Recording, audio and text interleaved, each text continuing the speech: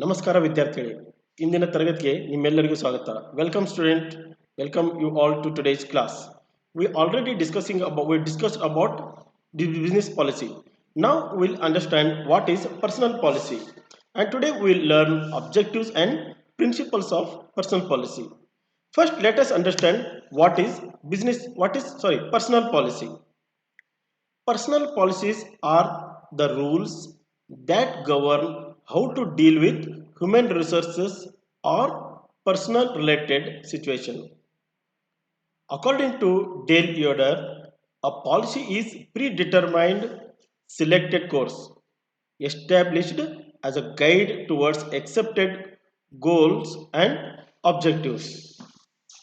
Human resource policies guide the course of action intended to accomplish human resource objectives. Personal policies ಅಂದರೆ ವಿದ್ಯಾರ್ಥಿಗಳೇ ಸಿಬ್ಬಂದಿ ನೀತಿಗಳು. ಈ ಸಿಬ್ಬಂದಿ ನೀತಿಗಳು ಮಾನವ ಸಂಪನ್ಮೂಲ ಅಥವಾ ಸಿಬ್ಬಂದಿ ಸಂಬಂಧಿತ ಪರಿಸ್ಥಿತಿಯನ್ನು ಹೇಗೆ ಎದುರಿಸಬೇಕೆಂದು ನಿಯಂತ್ರಿಸುವ ನಿಯಮಗಳಾಗಿರುತ್ತವೆ. ಮಾನವ ಸಂಪನ್ಮೂಲ ನೀತಿಗಳು ಮಾನವ ಸಂಪನ್ಮೂಲ ಉದ್ದೇಶಗಳನ್ನು ಸಾಧಿಸಲು ಉದ್ದೇಶಿಸಿರುವ ಕ್ರಿಯೆಯ ಹಾದಿಗೆ ಒಂದು ಮಾರ್ಗದರ್ಶಕವನ್ನು ನೀಡುತ್ತವೆ. ಇಲ್ಲಿ ಈ ಸಿಬ್ಬಂದಿ ನೀತಿಗಳಲ್ಲಿ ಯಾವ್ಯಾವ ಅಂಶಗಳು ಒಳಗೊಂಡಿರುತ್ತವೆ? What are the matters covered in the personal policies in India? Let us see this personnel policy. It covers recruitment or hiring of employees and manpower planning and development, training programs, absenteeism, hours of work, condition of employment, layoff, termination of the services and welfare programs, wage policy, motivation, incentive, recognition of trade unions, collective bargaining and workers participation in the management, and also promotion, demotion, transfer, etc. Now student, let us understand what are the objectives of this personal policy. First one is optimum use of human resources. Optimum andre how best we use this human resources. Every organization tries to make use of the available human resources to the best of their capabilities. Right man should be selected for the right jobs. ಅಂದರೆ ಮಾನವ ಸಂಪನ್ಮೂಲಗಳ ಅತ್ಯುತ್ತಮ ಬಳಕೆ. How best possible way we can use this human resources, ಮಾನವ ಸಂಪನ್ಮೂಲವನ್ನು. ಪ್ರತಿಯೊಂದು ಸಂಸ್ಥೆಯು ಲಭ್ಯವಿರುವ ಮಾನವ ಸಂಪನ್ಮೂಲ ತಮ್ಮ ಸಾಮರ್ಥ್ಯಕ್ಕೆ ತಕ್ಕಂತೆ ಬಳಸಿಕೊಳ್ಳಲು ಪ್ರಯತ್ನಿಸುತ್ತಿರ್ತವೆ. ಈ ನೀತಿಯ ಸಹಾಯದಿಂದ ನಾವು ಉದ್ಯೋಗಗಳ ಒಂದು ಸ್ಪಷ್ಟ ವ್ಯಾಖ್ಯಾನಿಕೆ ಮತ್ತು ಆ ಉದ್ಯೋಗಗಳ ಜವಾಬ್ದಾರಿಯನ್ನು ಸ್ಪಷ್ಟಪಡಿಸಬಹುದು. ಅದರೊಂದಿಗೆ with this we can select a right men for the right job. ಇಲ್ಲಿ ಸರಿಯಾದ ವ್ಯಕ್ತಿಗಳನ್ನು ಆ ಕೆಲಸಕ್ಕೆ ನಾವು ಆಯ್ಕೆ ಮಾಡಬಹುದು.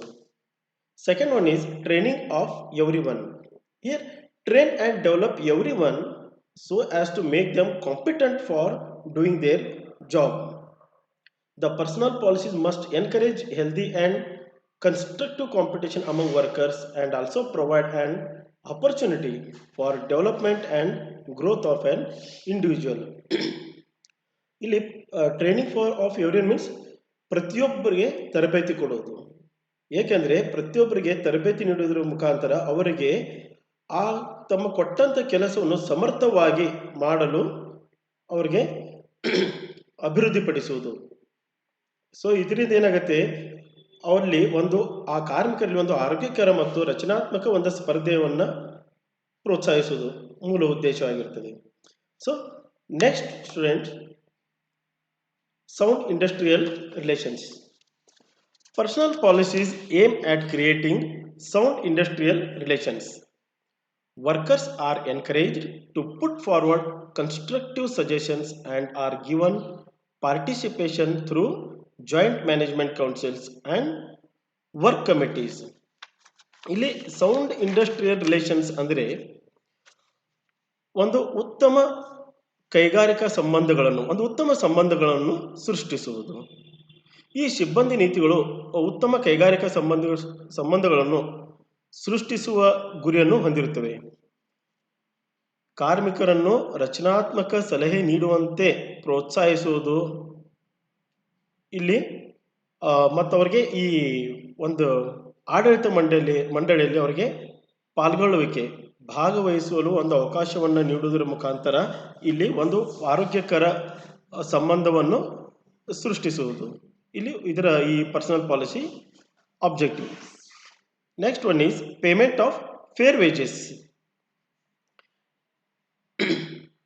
These policies must ensure that employees are given fair wages for their work. ನ್ಯಾಯಯುತ ವೇತನ ಪಾವತಿ. ನೌಕರರಿಗೆ ತಮ್ಮ ಕೆಲಸಕ್ಕೆ ನ್ಯಾಯಯುತವಾದ ವೇತನವನ್ನು ನೀಡುವುದನ್ನು ಖಚಿತಪಡಿಸುವುದು it is one of the important objective of this personnel policy. And next one is security of employment.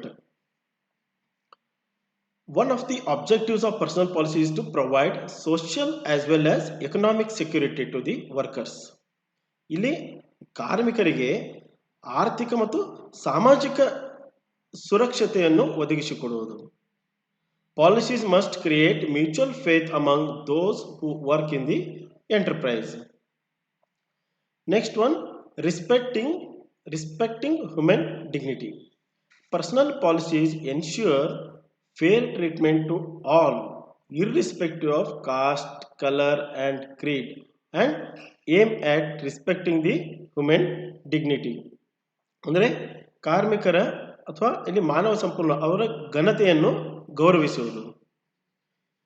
ಇಲ್ಲಿ ಸಿಬ್ಬಂದಿ ನೀತಿಗಳು ಯಾವುದೇ ಜಾತಿ, ಬಣ್ಣ, ಧರ್ಮವನ್ನು ಲೆಕ್ಕಿಸದೆ ಎಲ್ಲರಿಗೂ ನ್ಯಾಯಯುತವಾಗಿ ನೋಡಿಕೊಳ್ಳುವುದನ್ನು ಖಾತ್ರಿಪಡಿಸುವುದಾಗಿರುತ್ತದೆ ಇನ್ ದಿಸ್ ಆಬ್ಜೆಕ್ಟ್.